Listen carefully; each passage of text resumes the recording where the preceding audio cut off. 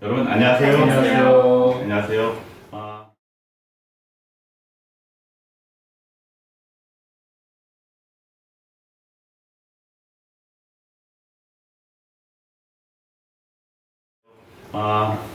여러분 그 TRTL 인성을 위한 렉티어 수업을 모두 맡게 된 선생님들입니다. 저는 법학전문대학원에 있는 자정준입니다.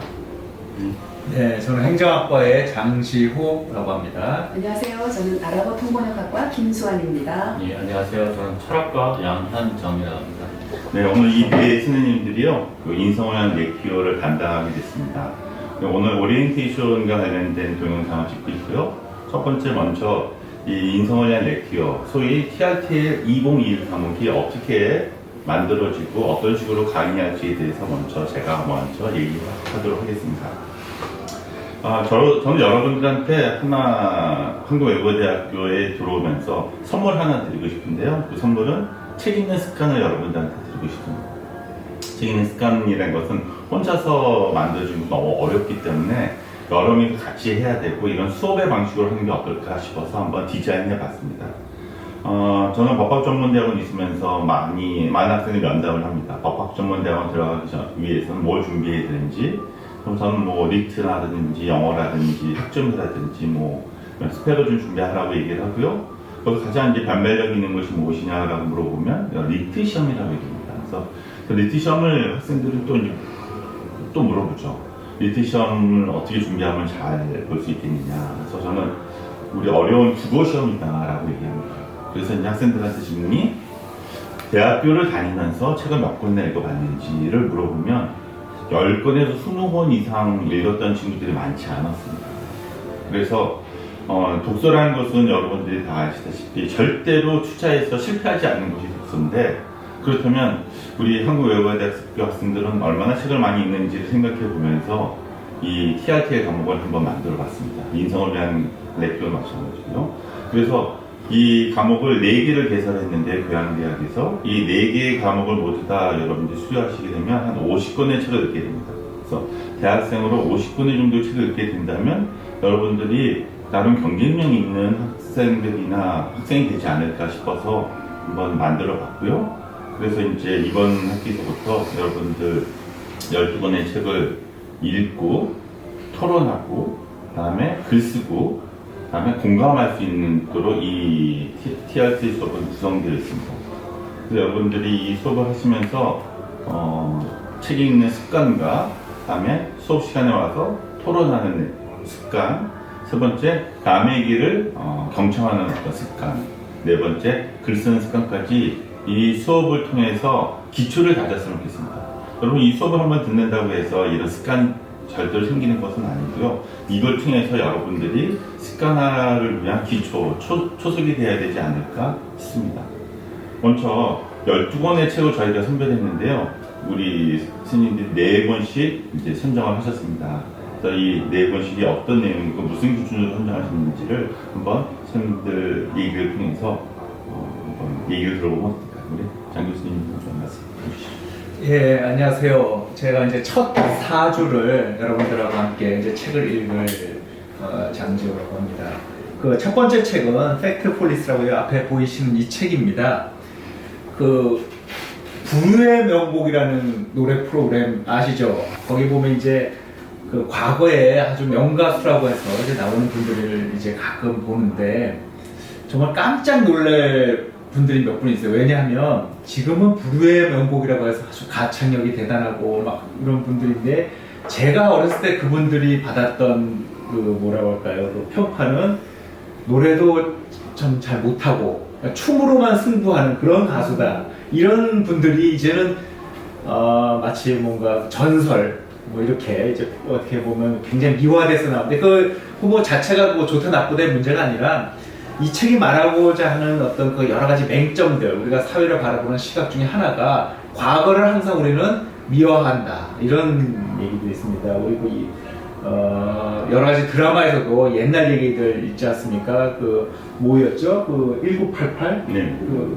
응답하라. 그렇죠? 응답하라 그 시리즈 보면 사실 제가 그 시대를 살았던 사람인데 마냥 그렇게 좋은 시절은 아니었거든요. 그 당시가 철로탄 가스도 나오고 하여튼 여러 가지 사회적으로 문제가 많은 시대에도 불구하고 지금 보면 굉장히 정겹고 이렇게 좋은 걸로만 이제 미화되는 분위기가 있는데, 이 책이 말하고자 하는 거는 사실을 사실 있는 그대로 받아들여야 된다는 점을 보여주는 책입니다. 그래서 비록 이제 도표라든지 뭐 이렇게 사회적인 현상 이런 것들에 대한 설명이 있는데, 책 자체는 굉장히 쉽게 쓰여져 있습니다. 그래서 우리 그 사회과학을 전공하지 않는 어문학을 전공한 학생들도 쉽게 읽을 수 있는 책이라서 제가 첫 번째로 이 책을 선택했습니다.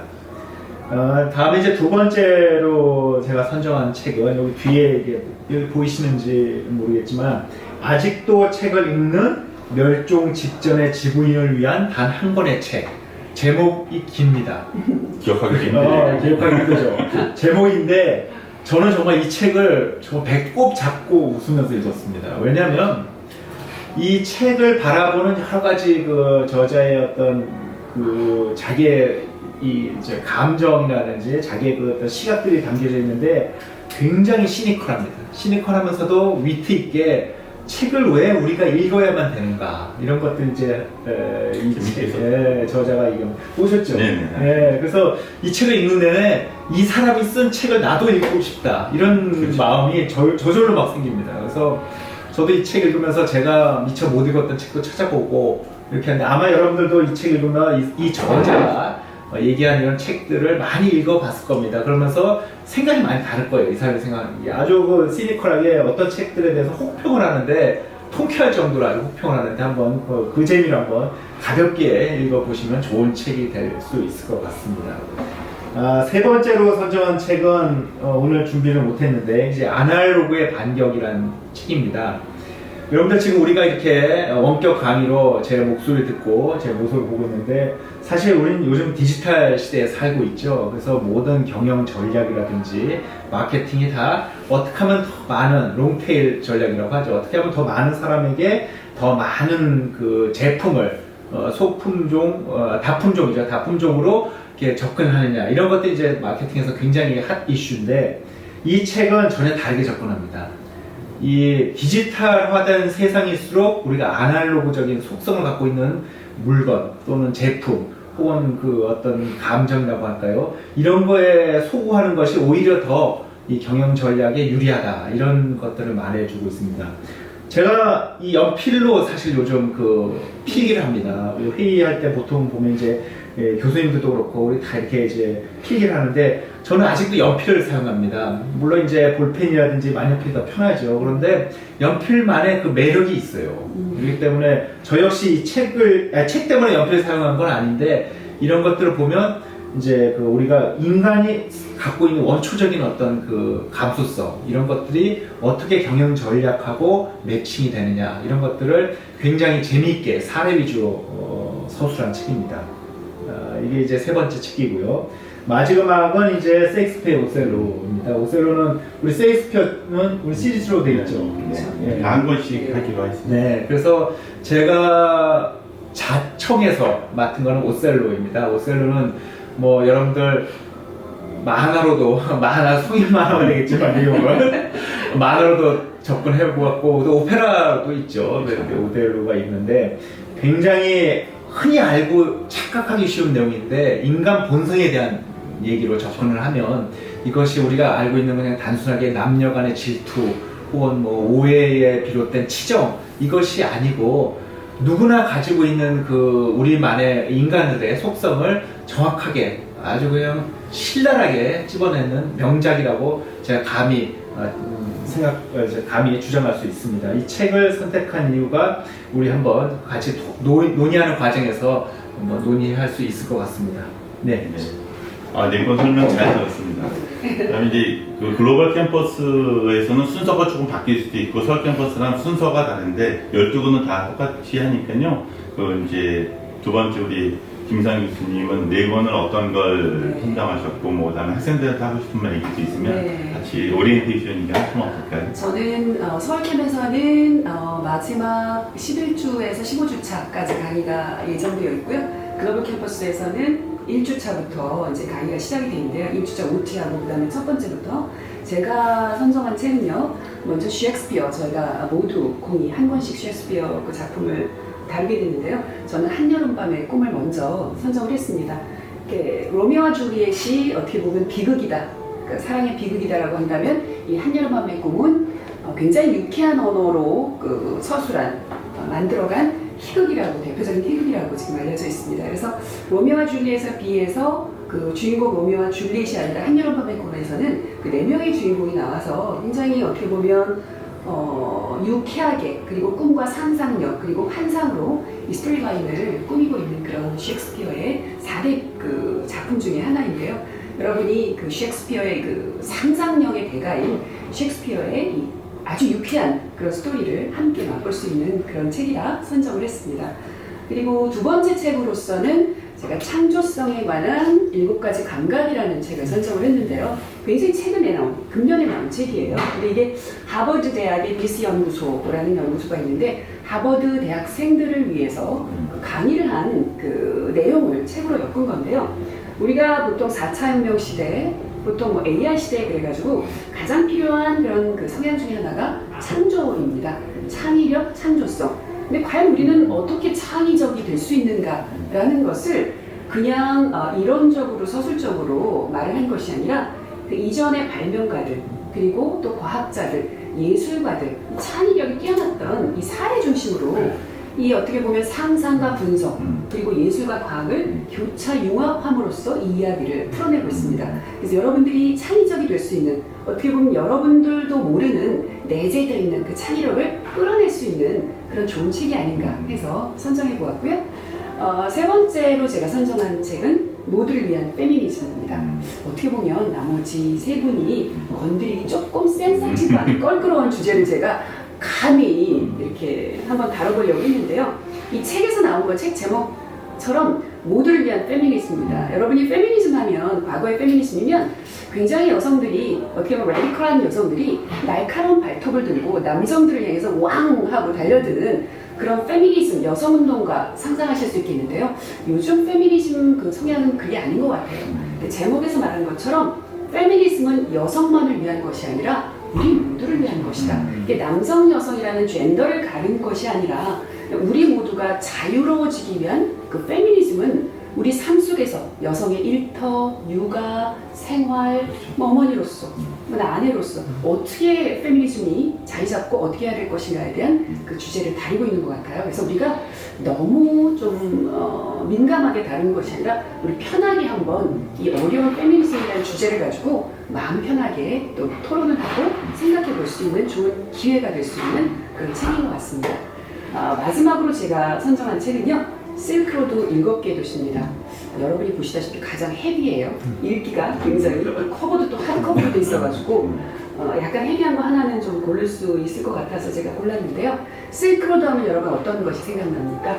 굉장히 척박한, 그래서 사막 이렇게 생각나시죠? 하지만 이 저자인 발레리 한센은 예일대학 교수예요. 중국학하고 그 다음에 이제 세계학 이렇게 연구하는 분인데, 실크로드를 도시적인 입장에서, 도시적인 시각에서 접근한 그런 책이에요. 그래서 7개의 도시를 통해서 실크로드의 어떤 도시 역사를 통해서 실크로드를 다시 재조명하는 그런 그 책이기 때문에 굉장히 여러분이 실크로드를 어떻게 보면 그 외부적인 시선에서 때까지는 실크로드에 대한 그 담론을 펼쳐왔는데, 이 책을 통해서 외부자적인 시각이 아니라 어떤 내부자적인 시각에서 실크로드의 7개의 중요한 도시들을 여러분이 알 수도 있고 또 모르던 그 도시를 한번 역사적으로 여행하고 접근하는 그런 좋은 기회를 주는 책인 것 같습니다.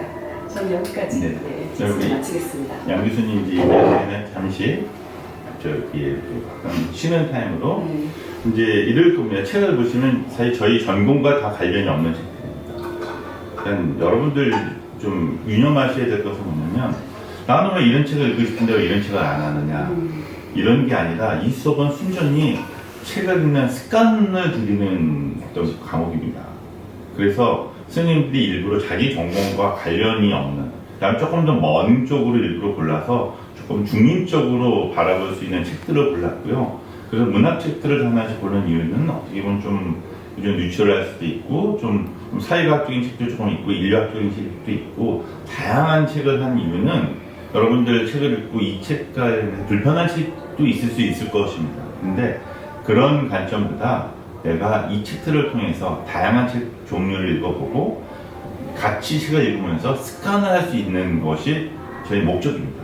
그래서 여러분들 책에 대해서 가끔 이제 만족 못 하시는 분들도 있지만 오히려 만족하시는 분들이 더 많아요. 어떤 면에서 그러냐면 저런 책은 내가 결코 읽어보지 못할 책들인데 이번 기회에 읽어봤다 라고 하면서 자기의 어떤 지적인 세계가 좀 넓어지는 것 같기도 합니다.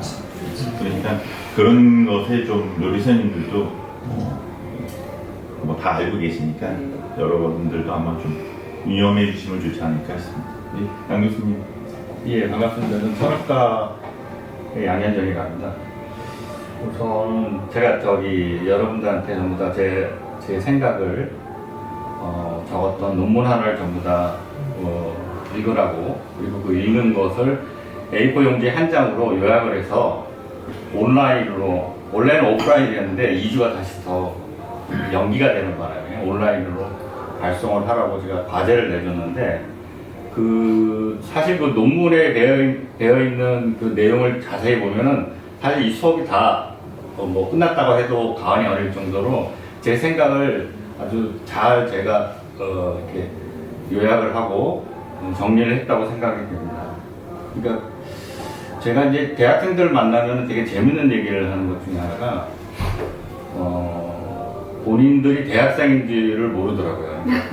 고등학교 4학년. 맞습니다. 네, 맞아요. 그런 면이 좀 있을 수 있죠. 네. 그러니까 아직까지도 자기가 대학생, 물론 뭐 우리가 대학생들을 지성이라고 얘기하면 지금 지성이라고 얘기를 듣고 있는 대학생 쪽에서 손발이 좀 오그라들고 우리가 왜 지성이냐, 어느 날 갑자기 나는 고등학교 졸업하자마자 왜 갑자기 내가 지성인이 됐어라고 하는 부담감을 느끼면서 지성인이라고 하는 그 타이틀을 거부하려고 되게 노력을 많이 하실 것 같아요. 왜냐하면은 그렇게 자기가 그런 식으로 지성이라는 생각을 한 번도 해본 적이 없기 때문에.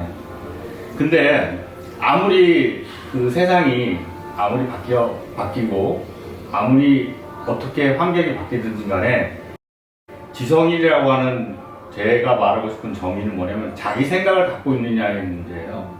그러니까 내 생각이 있느냐 없느냐의 문제죠.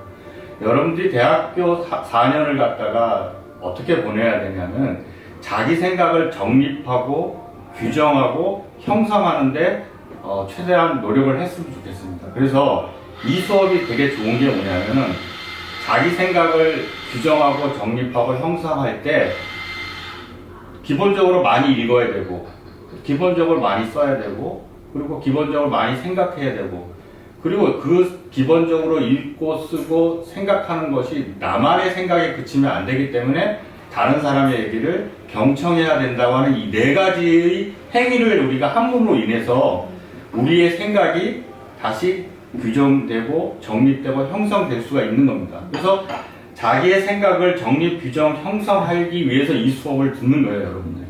그리고 맨 마지막에 듣기가 굉장히 또 중요하게 부각되는 겁니다. 그래서 저는 아까 다른 교수님도 선정했듯이 섹스피어가 썼던 리어왕을 저는 선정했어요. 왜 리어왕을 선정했냐면 저는 제가 지금 대학교 생활할 때 되게 재밌게 읽었던 책 중에 하나가 전쟁과 평화예요. 근데 그 전쟁과 평화를 훌륭하신 또 선생님이 미국판 전쟁과 평화와 소련판 전쟁과 평화를 갖다가 영화를 동시에 보여줬어요. 그리고 그 두 개를 비교해보라. 그때 미국판 전쟁과 평화는 그 나타샤를 중심으로 한 사랑을 주로 이제 포커스를 잡았다면 이 소련판 전쟁과 평화는 이게 그 인생을 논의하더라고. 인생과 포커스가 좀 다르죠. 달라요. 전혀 달라요.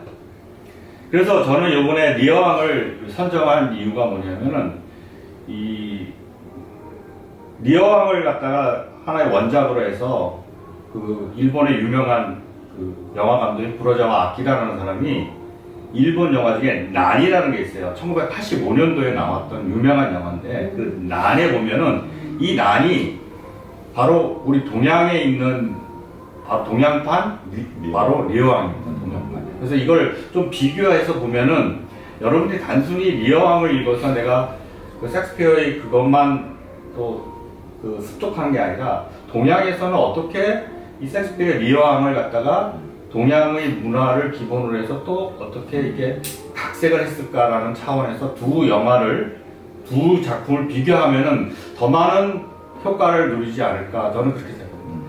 이 수업이 좋은 이유가 뭐냐면 여러분들이 기본적으로 책을 다 읽고 오기 때문에 교수들이 여러분한테 그 기본적인 책을 읽은 것 그 이외의 것, 그 너머의 것을 얘기할 수 있기 때문에 이 수업이 되게 훌륭한 수업이 될 수가 있는 겁니다. 이 수업을 여러분들이 반드시 해야 될 거는 책을 읽어야 돼요. 책을 읽고 오지 않으면은 제가 이런 얘기를 하면은 무슨 얘기인지 못 알아듣죠. 리어왕이 왜 동양에 있는 구로자와 아키라의 그 리어왕과 어떻게 다른지에 대한 논의를 해야 되는데 내가 그 전에 사전에 제가 통과 의뢰로 치러야 되는 대가가 책을 읽지 않으면 접근을 하기가 어려운 겁니다. 그래서 교수들도 되게 편해요. 왜? 더 많은 얘기를 할 수 있기 때문에. 물론 어렵죠, 더. 네.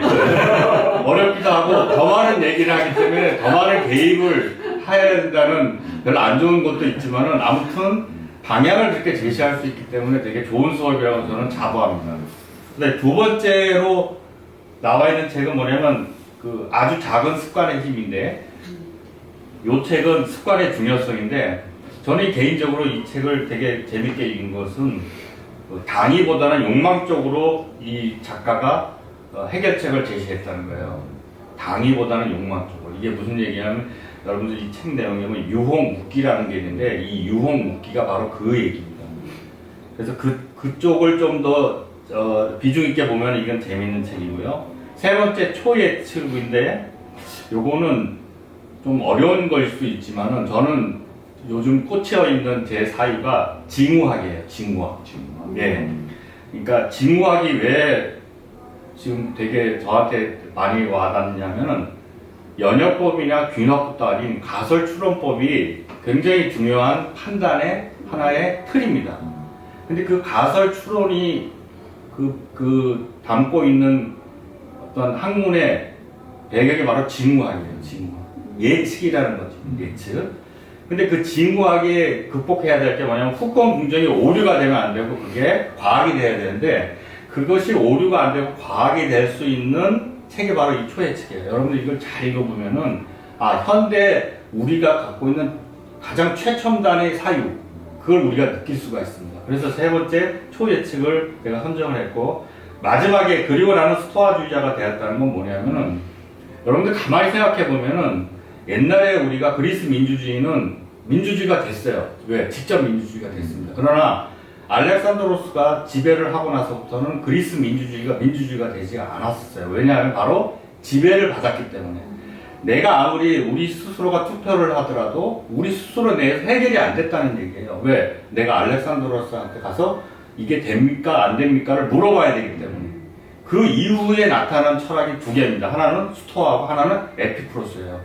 그래서 여러분들한테 스토아 특히 이제 이 스토아 학파가 어떠한 주장을 갖고 내가 지배가 되지 않는 지배받는 지배자가 됐을 때 어떠한 삶을 유지했을까라는 것이 필요할 것 같아서 네 번째 책을 선정했습니다. 그래서 여러분들하고 되도록이면 개입을 많이 안 하려고 해요. 저희 가준준 교수님이 항상 저는 이제 말이 많아갖고 개입을 많이 하는데 개입을 많이 하다 보면은 결국엔 여러분들이 자기 생각을 정립하는데 제가 오히려 독이 되더라고요. 그래서 개입을 많이 안 할 테니까 여러분의 생각을 여러분들이 정립을 하면서 저는 진짜 그야말로 삼파술처럼 도움을 줄 테니까 여러분들도 제가 개입을 하더라도 너무 심하게 개입한다 그러면 저를 좀 알려주시기 바랍니다.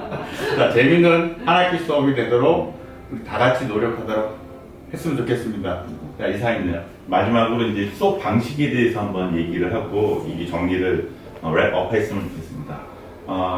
양 교수님 이 수업에서 주임 담당 선생님이니까 이렇게 출석하고 강의 평가 방식 뭐 이런 거를 좀 간단하게 말씀해 주시면 어떨까요? 강의 계획서에는 이미 정확하게는 나와 있어서 저희가 이게 패스페일 과목이니까 좀 다른 과목하고는 좀 다른 부분이 있던 것 같은데 예, 맞습니다. 한번 얘기를 해주시면 어떨까요? 여기 그 강의엑스에 보면은 다 되어 있습니다. 근데 제가 뭐 노빠심으로 또 안 먹을 수도 있을 수 있으니까 우선 이 수업이 강의가 20%고 토의가 80%라는 게 되게 중요해요. 그러니까 그만큼 뭐냐면은 자기 생각을 정립하되 남의 생각을 많이 경청하라는 뜻이에요. 그러니까 토의를 해보면 저는 이제 옛날에 토의를 하면 반드시 그 4학년 학생을 반드시 팀별 팀장 비슷하게 편성을 하는데 그 이유가 여러분들이 4학년 뭐 형이 됐든 누나 됐든 그 선배들의 얘기를 잘 경청을 하면은 내가 모르는 걸 자연히 알 수가 있게 되고 그게 이제 참조점이라고 하는데 그 참조점이 될 수가 있습니다. 그러니까 여러분들이 그 참조점이 되라는 의미에서 토의를 80%로 선정을 했고 두 번째는 뭐냐면 일단은 기본적으로 12권의 책을 다 읽으면 좋지만은 12권의 책을 다 읽지 못할 경우에는 일단 9권의 기본적인 책을 읽어라.